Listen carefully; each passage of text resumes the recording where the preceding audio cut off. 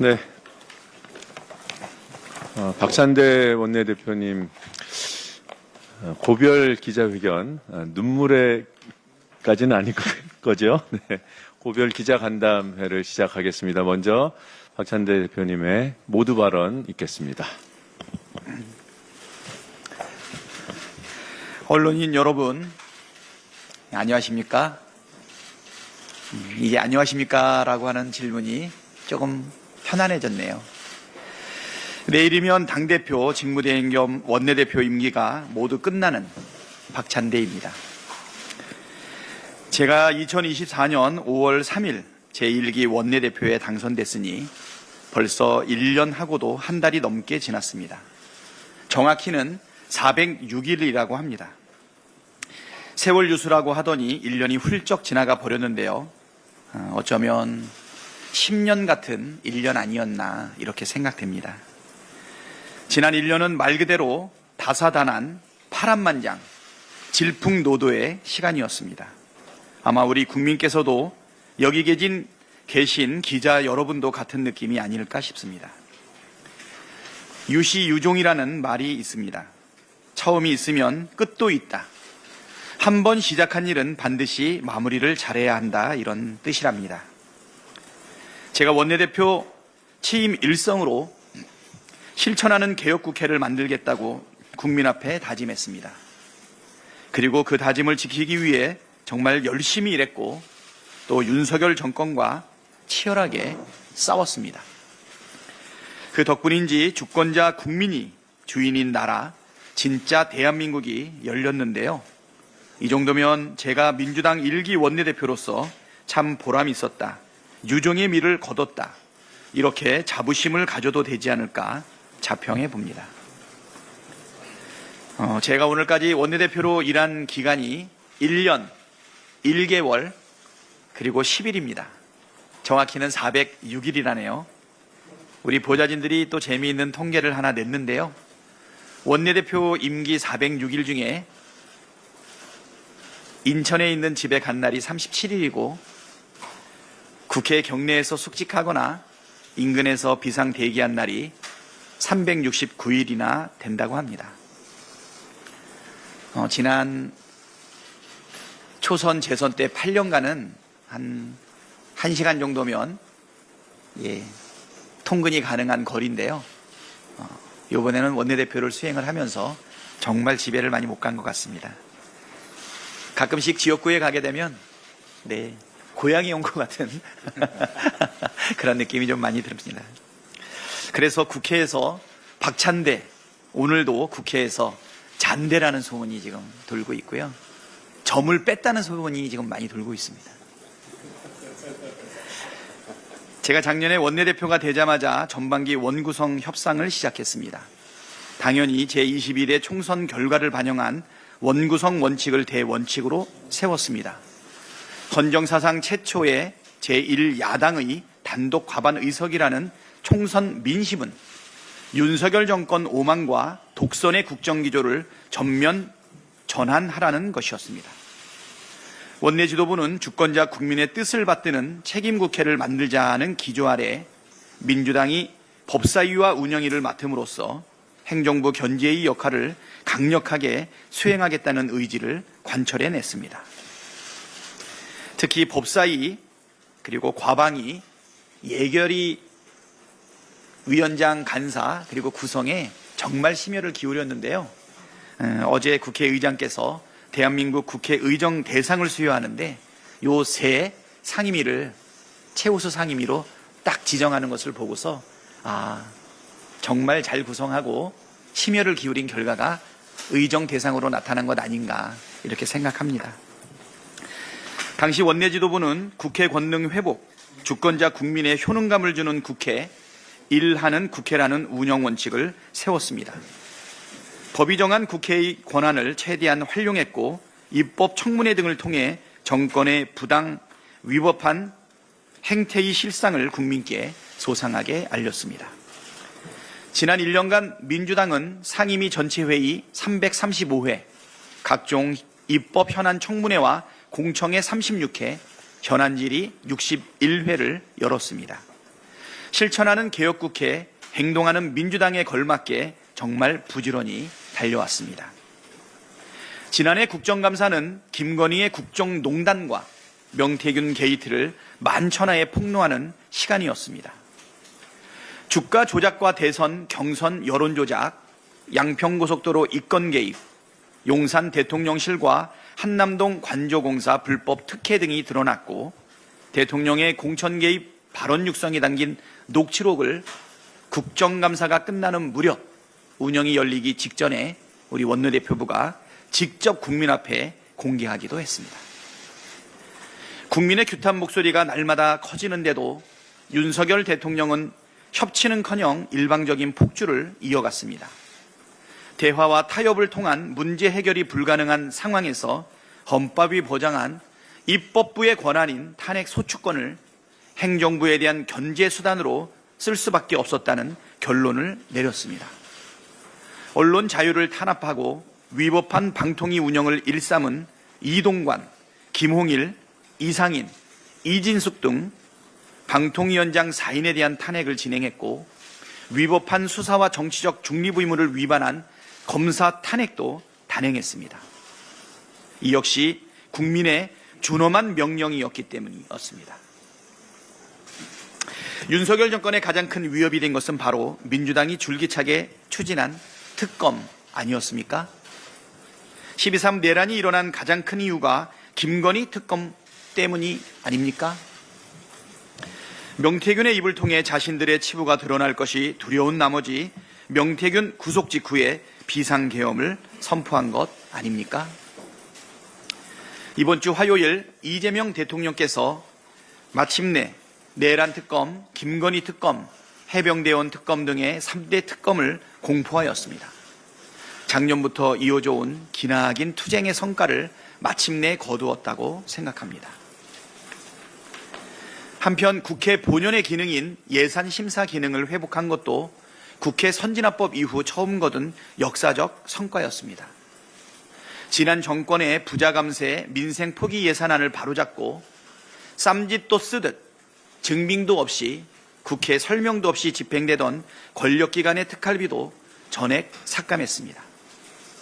아마 당대표, 원내대표, 예결위원장, 예결위 간사 등 의원들의 지역구 예산 증액을 완전히 포기하고 기한 내에 예결위 심의를 마쳤던 유일한 사례가 아니었나 이렇게 생각합니다. 세법도 예산안도 국회법 범위 안에서 처음으로 의결한 순간이었습니다.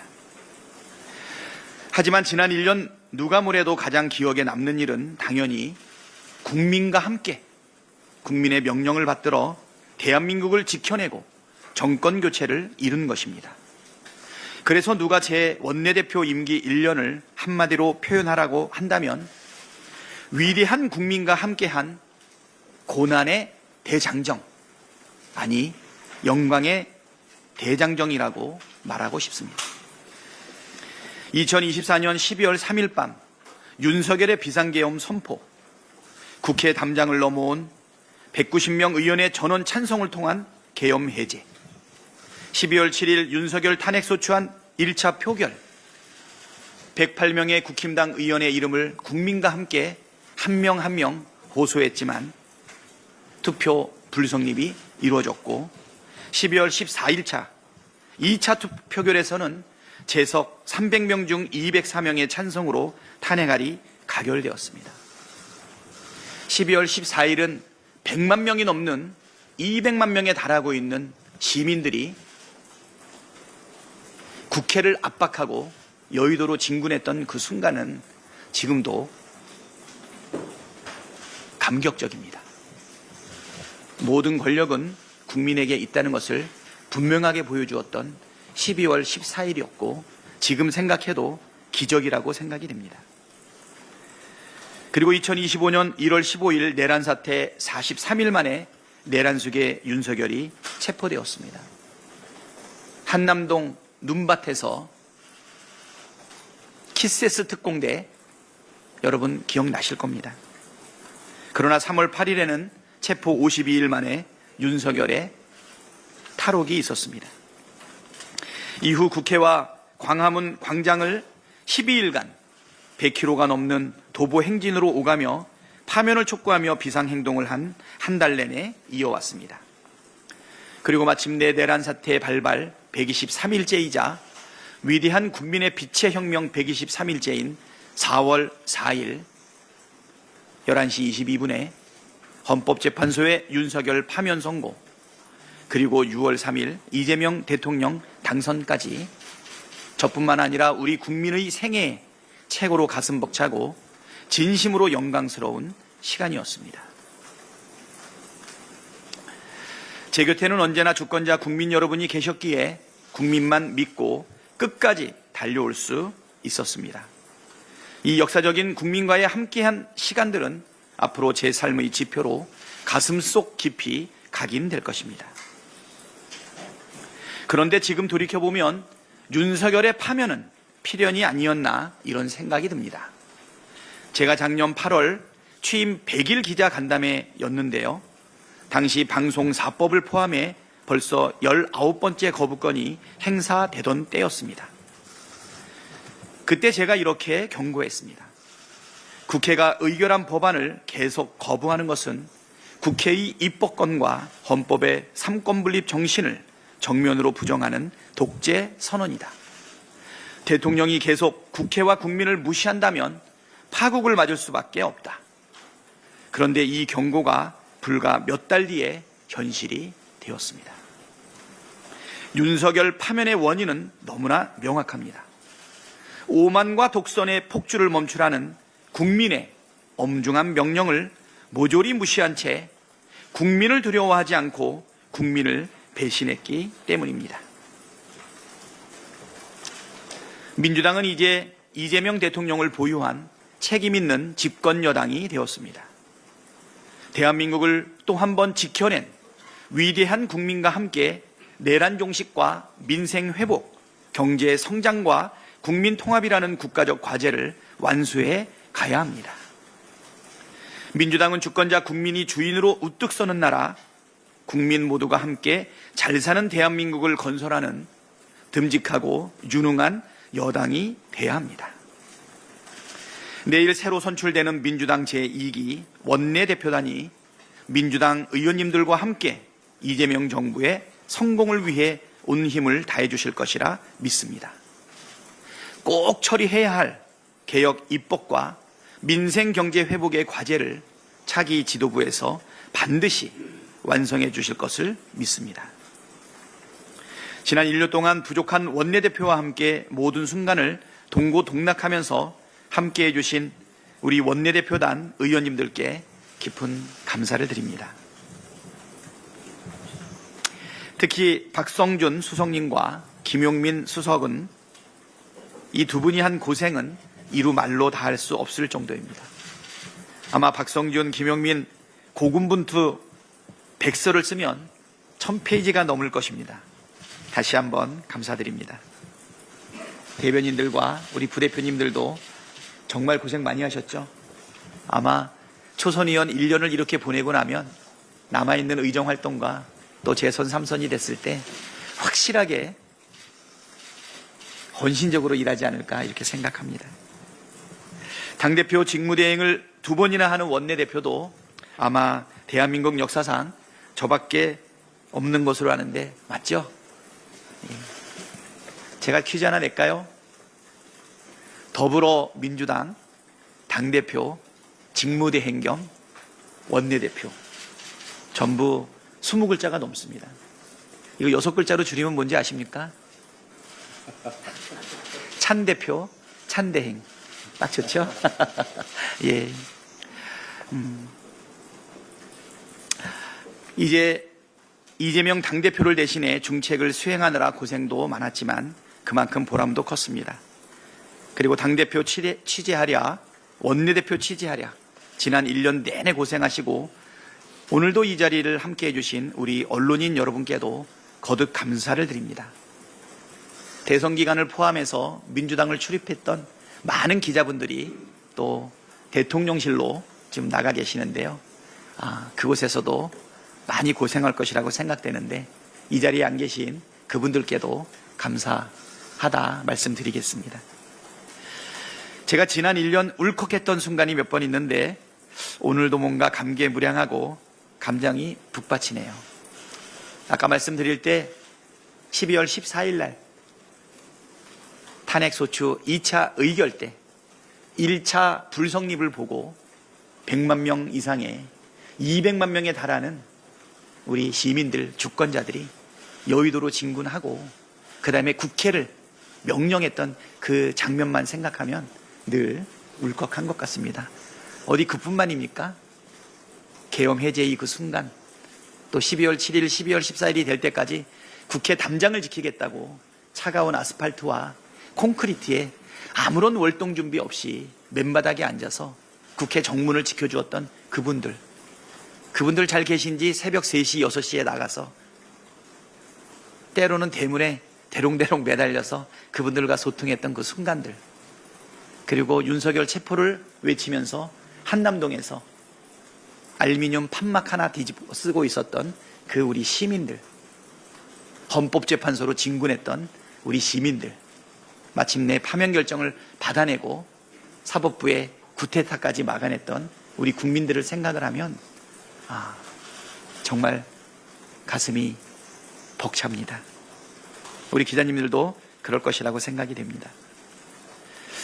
앞으로 박찬대는 무엇을 할 것이냐 많이들 물으시는데요.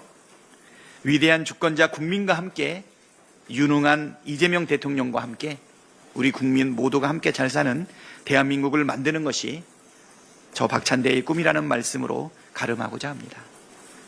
여러분, 지난 그 시간 동안에 함께 해주셔서 감사합니다. 고맙습니다.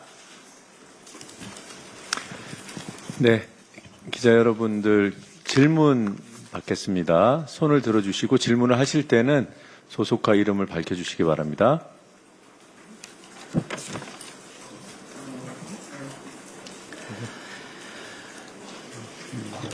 안녕하세요. 신화일보 김민지 기자입니다. 원내대표 하시면서 아까 이제 자평하신다고 그러셨는데 몇 점짜리 원내대표였다 생각하시는지, 그리고 가장 대선 현장을 다니시면서 가장 인상 깊었던 순간이 궁금합니다. 제가 회계사인데 숫자에 약해요. 몇 점짜리인지는 모르겠고 학점으로 얘기하면 그래도 A- 정도는 되지 않았을까 뭐 이런 생각이 들고요. 저쪽에 원내대표가 3번이나 바꾸는 사이에 꿋꿋하게 버틴 거 아시죠? 윤종호 원내대표에서 추경호 원내대표로, 또 추경호 원내대표에서 권성동 원내대표로 그렇게 바뀌어나가는 동안에 단독으로 입후보해서 또 단독으로 선출되고 지난 그 기간 동안에 여러 가지 과제들을 수행을 했는데 그래도 큰 대가 없이 잘 마칠 수 있었던 것은 우리 원내대표단의 의원님들이 헌신적으로 함께해 주셨다는 거, 믿고 따라 주셨다는 거, 170명이나 되는 우리 민주당 우리 의원님들께서 너무너무 협조해 주셔가지고 여기까지 왔다고 생각합니다. 제 개인적인 능력보다는 함께 뭉칠 수 있게끔 원내 지도부가 그리고 우리 의원단이 오게 된 것이, 그게 아마 그래도 A학점에 마이너스 정도는 붙일 수 있을까 이렇게 생각이 됩니다. 제가 재미있는 에피소드 하나 말씀을 드리면요, 170명이 사실 의총을 해가지고 3시간씩 4시간씩 토론을 하면 어마무시합니다. 끝날 때가 되면 제가 마무리를 해야 되는데 무슨 말을 해야 될지 정말 머리가 하얘질 때가 많이 있어요. 그럴 때 제가 딱 나가서 이렇게 얘기합니다. 첫 번째, 3시간 동안 의총을 했던 토론을 보면 우리 국회의원들께서 하신 말씀이 틀린 말이 있습니까? 그건 다 그렇죠. 틀린 말이 있습니까? 없습니다. 그러면 의견이 하나로 모아졌습니까? 아니요. 그러면 결론이 날 때까지 뒤로 미룰까요? 아니요. 그러면 저한테 맡겨주십시오. 이런 절차를 통해서 절대적인 신임과 위임을 통해 가지고 빠른 결단을 할 수 있었고요. 그 결단들이 그때그때 적시에 잘 적용됐기 때문에 여기까지 오지 않았나 이렇게 생각됩니다. 두 번째 질문은 대선 기간 인상적이었던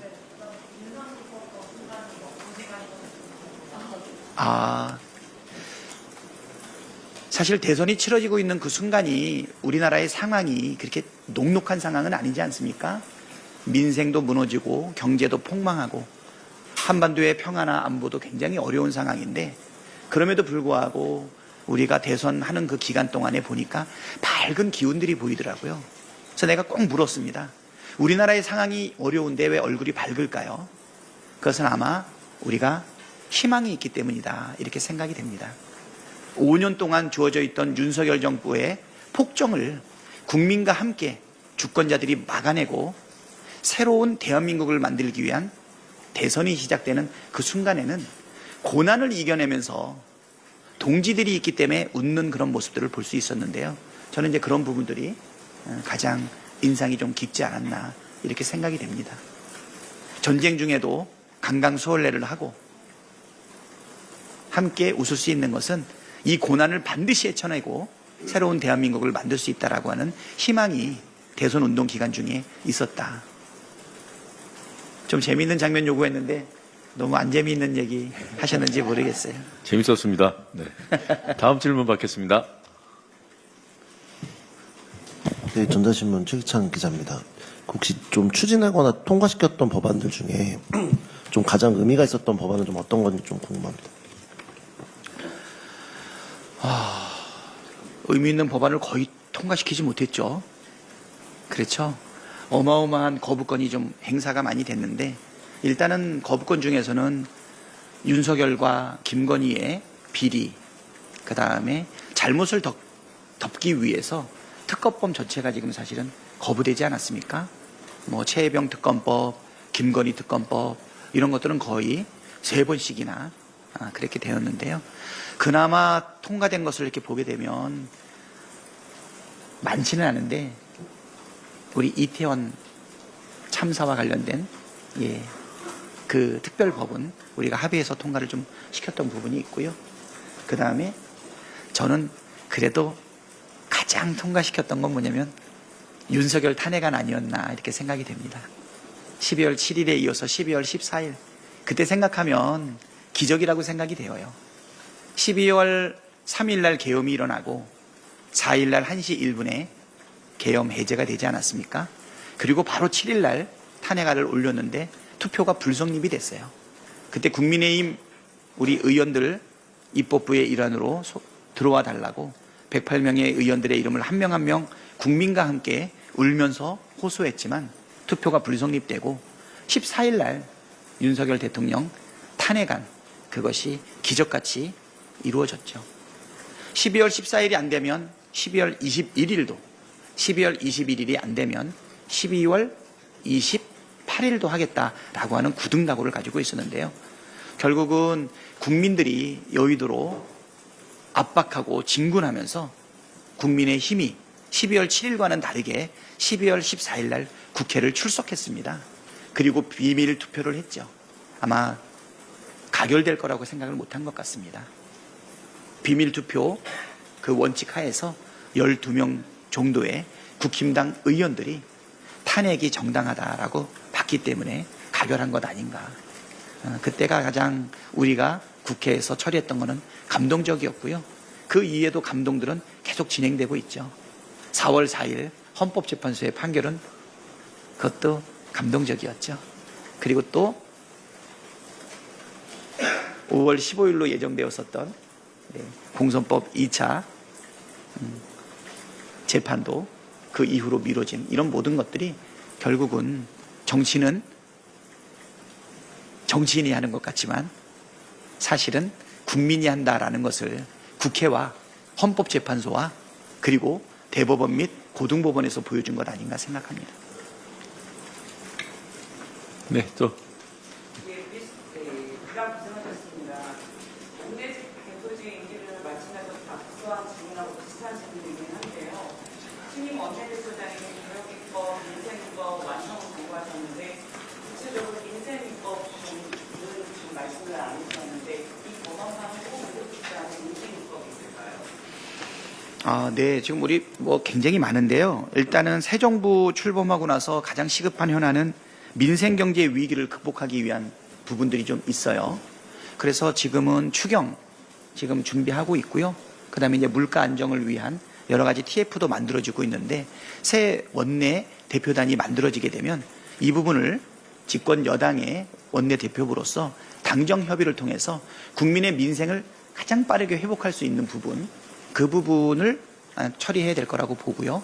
그다음에 이제 두 번째는 지금 주가지수 5천 시대를 만들겠다라고 얘기하고 있는데 지금 매일매일 사실 주가가 갱신되고 있죠. 예. 지난주 월요일 날 2,800을 돌파했고 수요일 날은 2,900을 돌파해서 꼭 3,000을 돌파하지 않을까 이런 생각이 들고 있는데 하지만 우리 경제의 펀더멘탈 자체가 바뀐 거는 전혀 없습니다. 경제의 기대 심리가 좀 많이 반영되고 있는 것이죠. 이재명 대통령께서 말씀하셨던 여러 가지 정책 제안들이 현실화될 가능성이 높다. 그래서 과거의 어려움이 극복될 거라고 하는 기대가 반영이 되지 않았습니까? 그래서 이거를 분명히 제도적으로 뒷받침을 해야 된다고 보고요. 그래서 오랫동안 준비해왔던 시장의 신뢰를 높이기 위한 방법 중에 하나가 상법 개정안이 있는데요. 그 부분을 현실에 맞게끔 적절하게 균형감 있게 개정을 해야 되지 않나 이런 부분이 있어서 저도 상법 개정과 관련해서 주주 충실의 원칙이 적용이 되는데 어디까지 적용할 건지 여러 가지 실용적이면서 현실적인 아이디어들이 많이 떠오르고 있거든요. 뭐 그런 부분들 쭉 반영해야 되지 않을까 이렇게 생각이 됩니다. 민생 관련 법안들이 많이 있는데요. 하나하나 이제는 여당의 입장으로 바로 집행할 수 있는 여당의 입장으로 빠르게 시행해야 된다 이렇게 생각합니다. 네. 공화에도 있습니다. 306일간 요구가 많으셨는데요. 마지막 날까지도 사안이 좀 있어가지고 특검 추천 관련해서 논의가 있는 것 같은데 이걸 새 지도부로 넘기실 예정이신지 아니면 어떻게 어느 정도까지 논의가 진행되고 있는지. 대통령실에서 지금 특검 추천 서류가 아직 오지 않았죠. 아마 오늘 중으로 만약에 오게 되면 그냥 더 뒤로 미루지 않고 그냥 절차대로 진행하려고 합니다. 저희는 특검 추천을 위한 명단을 지금 확인한 상태고요. 만약에 대통령실에서 공문이 오게 되면 지금 바로 처리할까 생각하고 있습니다. 이번 주 안에 오면 저희가 처리하고 다음 주 안으로 오면 다음 지도부가 처리하면 되지 않을까 이렇게 생각합니다. 만반의 준비는 다 되어 있다. 네, 다음 질문. 네. 네, 대표님 안녕하세요. 뉴시스 신재현입니다. 그간 너무 고생 많으셨고요. 아까 이제 말미에 조금 향후 행보에 대해서 언급을 해주셨는데 그게 혹시 당대표 출마로도 조금 실현이 가능할지 전대 출마 계획도 검토 중이신지 좀 궁금합니다. 이 질문 나올 줄 알았습니다. 진로에 대해서 어떠한 얘기도 하지 않았는데 벌써 뭐 신문에 워낙 많이 나왔더라고요. 주변의 의견들도 상당히 많이 있어서 솔직히 고민하고 있는 것은 사실입니다. 어떤 것이 원내대표로서 지난 1년 동안을 지내오고 그리고 나서 새 정부의 과제, 우리 민주당의 과제, 또 국회의원으로서 해야 될 그런 부분에 대해서 고민하고 있다는 말씀 드리겠습니다. 지금 연락이 왔네요. 어젯밤에 특검 추천 요청 공문이 접수됐습니까? 네, 됐다가. 네. 그러면 3일 이내니까 네. 저희가 추천을 하면 될 것 같습니다. 네. 다른 질문 있으신가요? 어제 정무위로 사부인 붙였는데 다른 상임위 중에서 정무위 고르신 이유 있는지 네. 또 제가 저기 회계사 출신인 거 아시죠? 그래서 제가 저기 국회의원 하기 전에는 프라이스 워터하우스라고 하는 곳에서 일하고 그다음에 3.1회계법인에서 일하고 금융감독원에서 일하고 한미회계법인을 창업해가지고 최대주주로 일했던 경험이 있어서 금융, 경제, 그다음에 민생 뭐 이런 경제 관련 상임위에 대한 사실은 전문성을 조금 가지고 있는데 그동안 당의 명령을 따라서 받은 보직들이 국방위, 과방위, 교육위, 정보위 이렇게 해서 이제 정무위에서 제가 가지고 있는 전문성을 기초로 해서 상임위 활동을 해보고 싶다. 사실 제가 원내대표가 되고 나서는 상임위의 일원으로서의 국회의원의 역할도 중요하지만 전체 상임위를 조정하고 그다음에 정책 현안에 대해 가지고 논의하고 그러니까 이제 관리자의 역할을 하다 보니까 국회의원의 한 사람으로서는 좀 많이 부족하지 않았나 이런 생각이 들고 원내대표로서의 인식보다도 국회의원으로서의 인식이 한동안 충돌된 적이 좀 있었거든요. 그래서 이번에는 원내대표를 놓게 되면서 정무위에서 일해보고 싶다. 이렇게 제 소망을 반영을 해가지고 제가 저한테 요청하고 제가 그렇게 결치했습니다. 네. 네, 대표님 안녕하세요. 머니투데이 이승주입니다. 1년이 넘는 시간 동안 정말 고생 많으셨습니다. 또 그 지난 임기 때 사실 이재명 대통령님이랑 오랜 기간 같이 고생도 하셨고 합을 맞추셨는데 가장 인상 깊었던 에피소드가 있는지 또 이 자리에서 이재명 대통령님께 좀 전달하고 싶은 메시지가 있는지 궁금합니다.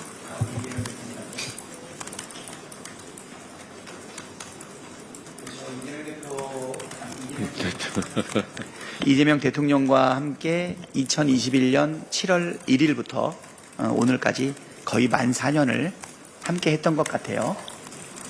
21년 7월 1일자는 대선 캠프에서 수석 대변인으로 그 다음에 22년도부터는 최고위원으로 그리고 24년부터는 원내대표로 그리고 또 당대표 직무대행을 한번 했었고 다시 원내대표, 당대표 직무대행, 총괄선대, 상임총괄선대위원장 이렇게 했기 때문에 이 4년의 기간들을 살펴보게 되면 너무너무 많죠. 3번, 4번, 5번 죽을 고비를 넘기는 그 순간마다 늘 함께 했었고요. 23일간의 단식하는 그 현장에 있었고 그 다음에 체포동의안이 뼈아프게 가결되면서 구치소에서 그 적부심 판단을 기다리는 그 순간에도 같이 있었고 가덕도 신공항에서 목에 칼을 맞고 내 발밑에서 피를 철철 흘리면서 누워있는 순간도 태어나는 순간도 같이 있었던 것 같아요. 예, 매 순간순간마다 함께 했었기 때문에 모아놔서 딱 하나 꼬집어서 얘기하기는 어려운데 그래도 가장 좋았던 것은 웃을 일 없는 그 이재명한테 아재 개그를 시전해서 하지마 그 소리 들어가면서 핍박 받아가면서 웃게 만들었던 그 부분이 가장 보람 있지 않았나 이런 생각이 들고요. 그리고 어떻게 보면 이재명 대표와 함께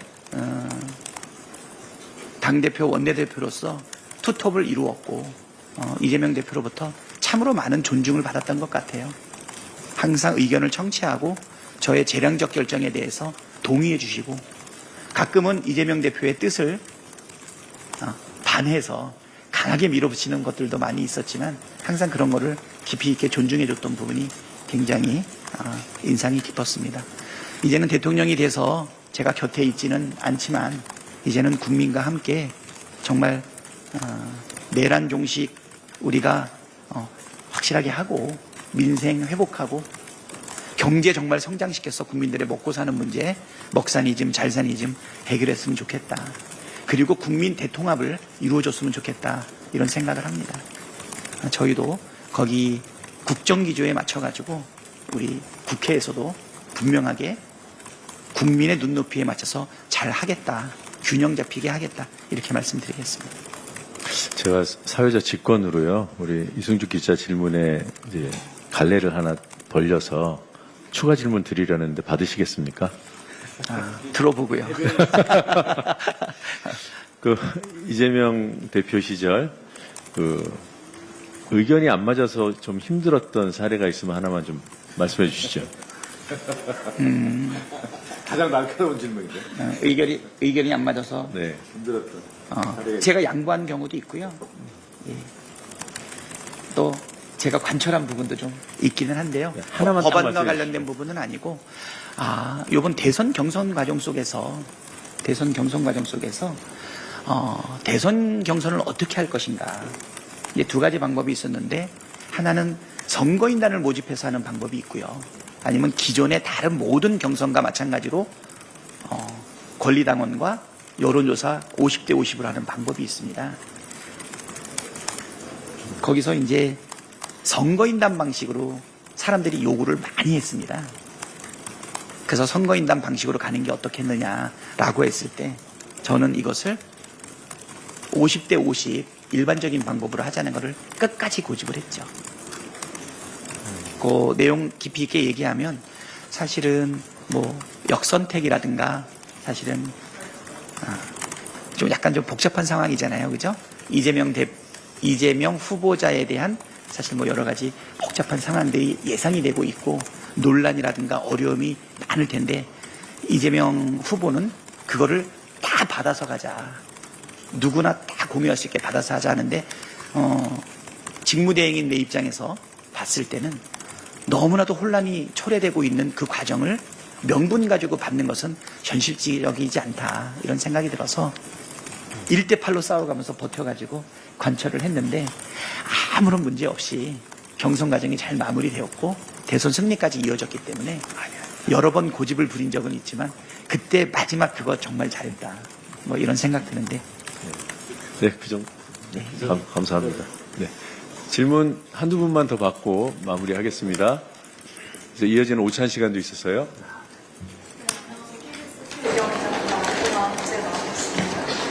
옆에 김용민 의원님도 계시긴 한데 어제 민주당 의원님들께서 검찰개혁 관련 법안을 발의하셨잖아요.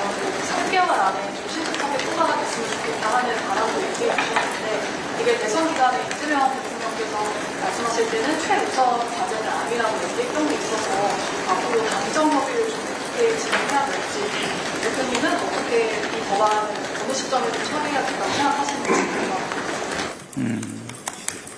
그러게요. 이거는 뭐 이제 원내 상황이다 보니까 내일까지 처리하기는 불가능할 것 같고요. 다음번 원내대표께 맡겨서 진행을 해야 될 텐데 대선 기간에도 검찰 개혁과 관련된 요구들이 굉장히 많았지만 사실은 검찰 개혁의 최우선순위가 정해지는 것은 정무적으로 적절하지 않다고 봤던 것 같아요. 그래서 우리 김용민 수석께서 검찰 개혁에 대한 강한 의지 있는 거 아시죠? 그 의지가 강하게 있었지만 대선 기간까지는 준비한 법안을 내지 못했던 것 같고 어제 이제 개인 자격으로 일단 내셨다 이렇게 보이고요. 자세한 내용은 법사위를 통해 가지고 검토해서 의견, 범위, 내용, 속도 이런 것들을 사실 법사위 내에서 조율을 하고 그 다음에 필요하다면 우리가 또 정부 여당의 일원이기 때문에 주요 당정 협의를 통해서도 진행을 해야 되지 않을까 싶고요. 그리고 이 법안이 적용이 되게 되면 정부 조직법도 다 바뀌지 않습니까? 그렇죠? 뭐 검찰청법에 대한 거, 공수처에 대한 부분들, 그다음에 뭐 중수청 뭐 많이 있기 때문에 이거는 정부와 그다음에 입법부가 같이 진행을 해야 될 거고요. 그리고 야당들하고도 의견을 조율해야 될 부분이 있기 때문에 네, 이 부분은 의지를 갖되 최대한 잘 협의해서 진행하겠다. 속도를 내되 서두르지는 않겠다. 네, 말씀하시다. 너무 정답을 말씀하셨습니다. 예. 네. 그러면 이제 마무리를 하려고 하는데요. 지금 고군분투 백서를 쓰면 1000페이지가 넘어갈 만큼의 수고를 다 해주신 우리 두 분 수석님의 말씀도 마무리 삼아서 짧게 좀 요청드리겠습니다. 예. 먼저 김용민 수석님부터 한 말씀 해주시죠. 예정이 없던 건데 지난 1년간 정말 많은 일들이 있었고 그 과정에서 박찬대 원내대표가 아니었으면 해결하기 어려운 상황들이 많이 있었다고 생각합니다. 그 수많은 그 정치인들이 각각의 고유한 리더십을 갖고 있는데 박찬대 원내대표의 리더십이 지금은 적중했던 것이라고 생각합니다. 왜냐하면 지난 1년 동안 우리 민주당 의원들 모두 다 해외 출장 가지 마라 원내대표가 계속 얘기하고, 그리고 툭하면 농성하고, 그다음에 비상기업 이후에는 거의 집에도 잘 못 들어가게 하고 국회 경내대기 해라, 이런 것들을 계속 끊임없이 어떻게 보면 강하게 압박을 했는데, 그 과정에서 의원님들도 큰 불만 없이 잘 협조해 주시고 이 국난을 극복해낸 것이 박찬대 원내대표의 강하면서도 유연한 이 리더십이 통했기 때문이라고 생각합니다. 그래서 그렇게 잘 마무리했던 것, 그리고 그 과정에 국민 여러분께서 성원을 보내주셨기 때문에 이렇게 잘 마무리된 것 같습니다. 그리고 아까 검찰개혁 말씀하신 것은 다음 지도부가 추진할 것이고, 저는 또 개인 자격으로 검찰개혁 잘 마무리하도록 하겠습니다. 감사합니다. 제가 한 가지만 보태면, 제가 대안들을 많이 제시를 했어요. 우리 의원님들 생각이 다 다르니까. 근데 그 중에 하나가 12일 동안 108km 정도를 우리가 걸었는데, 처음에 이제 사선 의원들이 그거를 제안을 했습니다. 계속 할 줄은 몰랐던 것 같아요. 사선 의원들이면 초선들보다 좀 연로하시겠죠. 그래서 사선 의원이 매일 걷자. 그게 한 9km쯤 되나요? 그죠? 9km 좀 넘는데, 매일 걸으니까 이분들이 우리는 매일 걷자고 제안한 것은 아닌데, 이래가지고 강제로 걸을 수는 없으니까 제가 할 수 있도록 하자. 걸을 수 있는 분은 걷고 걸을 수 없는 분들은 다른 거를 하자. 그래서 제가 제안한 게 삭발을 하거나 단식하는 것도 선택할 수 있다. 이렇게 제안을 해서 일부는 삭발하시고 또 일부는 단식하시고 나머지는 다 걸었던, 그래서 다양한 대안을 통해서 다양한 욕구를 만족시켰기 때문에 조금 더 버티지 않았나 이렇게 생각합니다. 저 이제 우리 박찬대 대표님과는 2022년 이재명 당시 대통령 후보의 선거 캠프 수석 대변인, 제가 선임 대변인하면서 2년이 쌓여와서 지난해 5월 3일 날 박찬대 대표가 이제 원내대표가 되고 제가 원내 수석을 맡으면서 여기까지 왔는데요. 저는 이제 큰 의미로 볼 때 두 가지 흐름이 있었던 것 같아요. 하나가 뭐냐면 지난해 5월 3일부터 12월 3일까지의 7개월, 그리고 12월 3일부터 지난 대선까지의 6월까지의 6개월, 이것을 나눠볼 수가 있는데, 박찬대 대표와 저는 원내대표, 원내수석을 하면서 윤석열 정권이 어떤 정권이냐에 대한 규정을 저희가 했던 것 같습니다. 기존에 우리가 생각한 합리적 정권이 아니다라고 하는 부분에 대해서 같은 생각을 가졌고요. 그래서 윤석열, 김건희 정권, 윤건희 정권에 대해서 박찬대, 박성준이라고 하는 쌍방 라인을 구성해서 신속 기동군으로서의 역할을 하자라고 하는 측면에서 생각을 해오다가 12월 3일 날 이후에 내란 이후에 국민의힘은 어떻게 바뀌었냐면 내란 옹호 정당으로서 쌍권 체제가 형성되더라고요. 권영세, 권성동. 야, 이거 안 되겠다. 그래서 다시 우리 박찬대 대표와는 쌍박 체제로 바꿔서 좀 더 강화된 체제로서의 전선을 구축하자, 이렇게 말씀드렸고, 근데 그것이 중에 하나가 뭐냐면 박찬대 대표의 리더십 중에 하나가 뭐냐면 치밀하고 체계적인 이 선제 대응이에요. 그 부분에 탁월한 리더십을 발휘했는데, 저희가 이제 이 정권과 싸움에서 기나긴 과정에서 마지막 좋은 결과를 이룰 수 있었던 가장 근본적인 이유는 윤석열과 김건희 정권과 권영세, 권성동의 쌍권 체제는 전형적인 난사형이었다. 그냥 마구잡이 일을 하는 것이죠. 체계적이지 않고. 그런 부분에 있어서 박찬대 대표가 정조준형이었어요. 정조준형. 타겟팅을 정확하게 적고 치밀하게 날짜 계산하고 어떻게 이것을 대응할지에 대한 부분들을 치밀하게 준비해왔기 때문에 저희가 헌정 질서를 지키고 민주주의를 회복하고 정권 교체를 이루고 국민 주권 시대를 열 수 있는 그런 힘이 됐다라고 볼 수 있습니다. 그래서 그리고 그 중간에 우리 김용민 의원님의 치밀한 법적인 준비가 있었어요. 그러니까 특검법이 됐든 이 탄핵과 관련된 모든 이 법 준비를 맞춰줬기 때문에 우리 박찬대 대표님을 비롯해서 우리 노정면 의원님의 탁월한 또 대변인으로서 역할, 이런 것들이 잘 조화를 이뤄서 여기까지 온 것 같습니다. 제가 마지막 결론을 내리면 윤석열 정권과 이 국민의힘의 그 내란 동조의 그 라인들은 정말 국민을 무시하고 그냥 마구잡이하는 그런 형태였다고 하면은 박찬대 대표 체제는 치밀하고 체계적인 준비를 하면서 국민의 믿음 속에서 준비를 잘 해왔기 때문에 우리가 여기까지 올 수 있었다. 그렇게 자평하고 싶습니다. 감사합니다. 예, 대표님 마무리 말씀 간단하게 해주시죠. 그래도 저 우리 비서실장 했던 정진욱 의원님하고 우리 윤종근 대변인님, 노정면 대변인님, 서미아 의원님 딱 1분씩만 그래도. 아니요, 제가 끊겠습니다. 여기 스톱입니다. 대표님 마무리. 예. 우리 오찬 가셔야 됩니다. 네. 죄송합니다, 의원님들. 아유, 결국 이 날이 오네요.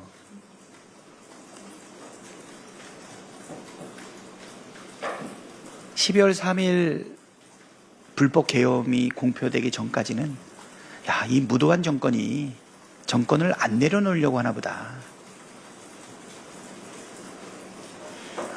다수 야당을 완전 무시하고 일방적으로 폭정을 진행하고 있기 때문에 이렇게 5년간을 우리가 버티기도 힘들지만 5년 뒤에 이들이 내려올까 극단적인 선택을 할지도 모르겠다. 사실은 작년부터 비상계엄의 가능성에 대해서는 준비는 하고 있었어요. 물적 증거가 있지는 않지만 그런데 12월 3일 날 비상계엄이 나고 그리고 이제 우리가 이 비상계엄을 해제는 했지만 또 탄핵과 그 다음에 파면까지 그리고 전권교체까지 오로지 그것만 놓고 생각을 해왔던 것 같습니다. 오늘 이 시간 아까 우리 신 기자님 질문 주셨는데 끝나고 나서 뭐 할 거냐 정말 며칠 전까지도 아무 생각이 없었던 것 같아요. 오로지 탄핵 정국에서 파면 그리고 여러 번 일어나는 그런 일들을 다 하나하나 막아내는 데다 있지 않았나. 해제, 그 다음에 탄핵, 가결, 그 다음에 헌법재판소 파면.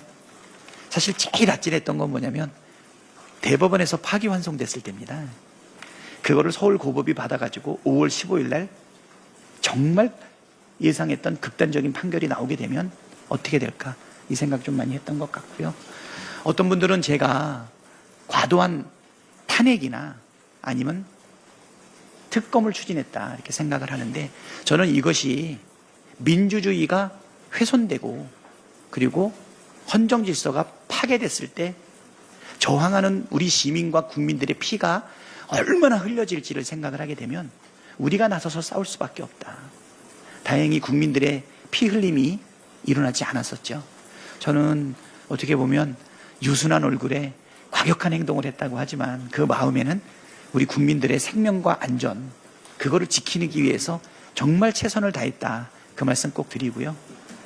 무사히 정권교체까지 이루어지고 이재명 정부 국민의 정부가 들어서고 난 다음에 국민의 정부가 아니죠.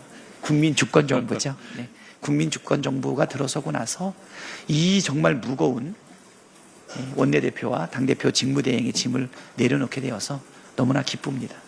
오늘 내려놨어야 되는데 내일까지 또 어떻게 견딜까 그런 생각이 들고요. 함께해 주셨던 많은 분들 국민 여러분께 깊이 감사드립니다. 우리 국민 여러분이 안 계셨다면 절대 여기까지 올 수 없었다. 정치는 정치인이 하는 것 같지만 국민이 한다. 민주주의 최후의 보루는 깨어있는 시민의 조직된 힘이다. 모든 국민은 어떤 정치인보다 위대하다. 이 세 가지 말씀이 우리 정치 현장 속에서 그대로 남아있지 않나 생각합니다. 감사합니다. 네. 우리 박찬대 대표께서 마무리 발언을 짧게 해주셔서 한 2, 3분 정도 여유가 있는데 아까 발언을 주시라고 해주신 분들 1분 정도씩만 좀 말씀 청해 들어주세요. 그래 우리 정진우, 윤종근 이렇게 하시겠습니다. 예. 대한민국을 지켜내고 그리고 정권 교체를 이룬 박찬대 원내대표님 정말 지난 1년 동안 그리고 또 아까 말씀하신 것처럼 2021년 7월부터 지난 4년 동안 정말 노고가 많으셨고요. 그때 항상 옆에서 대변인 그리고 비서실장으로 함께 할 수 있어서 진심으로 영광이었습니다. 제가 박찬대 대표님과 함께한 시간은 박찬대를 계속 재발견해 가는 시간이었던 것 같습니다. 170명 거대 야당, 지금은 여당이 됐습니다만 의원들의 마음을 하나로 이끌어내는 그 탁월한 리더십이 앞으로도 우리 이재명 정부의 성공을 위해서 크게 쓰임을 받을 것이라고 기대하고 싶습니다. 고맙습니다. 우리 윤정근 대변인님. 우리 언론인 여러분들 수고 많으셨고요. 앞으로 우리 박찬대 대표님이 언론인들하고 자주 만나시기를 바랍니다. 감사합니다. 수고 많으셨습니다. 서미아 의원님. 네. 지난 5월 3일, 12월 3일, 6월 3일 진짜 1년간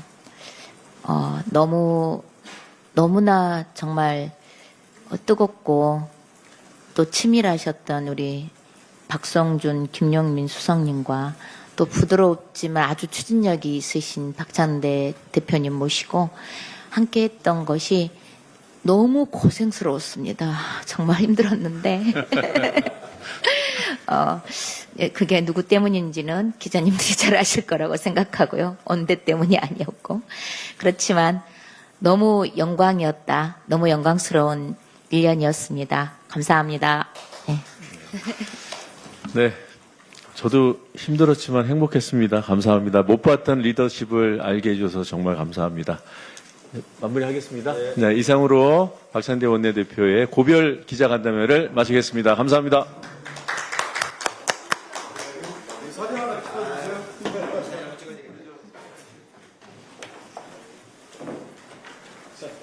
손 잡으라.